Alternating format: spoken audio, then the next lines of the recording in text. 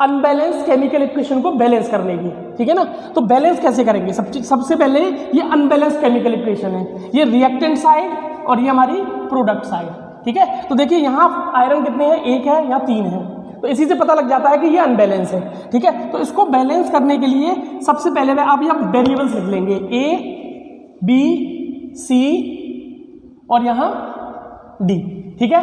अब क्या करना है आपको, सबसे पहले आप लेते हैं पहला एलिमेंट, तो पहला एलिमेंट कौन सा है यहाँ, आयरन, ठीक है। आयरन कितने हैं यहाँ पे, 1, तो A, ठीक है ना। अब यहाँ आयरन कितने हैं, रिएक्टेंट साइड और प्रोडक्ट साइड आपको बराबर रखनी है, तो यहाँ वेरिएबल है A, यहाँ वेरिएबल कितना है C, और यहाँ Fe कितनी है 3, तो इक्वल टू 3C, ठीक है। Fe बैलेंस, ठीक है। हाइड्रोजन यहाँ कितनी है 2 और B, वेरिएबल कितना है इसका B, इक्वल टू यहाँ हाइड्रोजन कितने हैं 2, इक्वल टू D। अब हाइड्रोजन बैलेंस हो गया, ठीक। अब बचा हमारा ऑक्सीजन, तो ऑक्सीजन को भी बैलेंस कर लेते हैं, तो यहाँ ऑक्सीजन कितने हैं सिंगल, तो B, ठीक है, 1 तो लिखते ही नहीं है। C, यहाँ कितने हैं ऑक्सीजन 4, तो इक्वल टू 4C।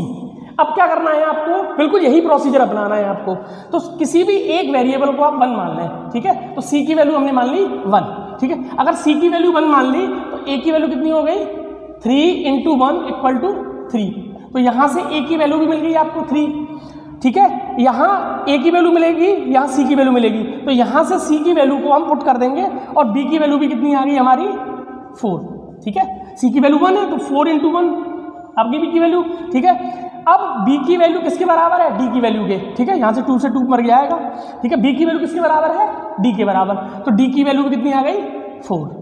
अब आपको क्या करना है, इन वेरिएबल्स की जगह ये वैल्यूज पुट करनी है आपको, तो A की जगह क्या, A की वैल्यू कितनी है, A की वैल्यू है 3, ठीक है। B की वैल्यू कितनी है, B की वैल्यू है 4। अब C की वैल्यू कितनी है, C की वैल्यू है हमारी 1, तो 1 को लिखेंगे नहीं हम। D की वैल्यू कितनी है हमारी 4। अब आप चेक कर सकते हैं कि ये बैलेंस है कि नहीं। अब ये हो गई बैलेंस केमिकल इक्वेशन।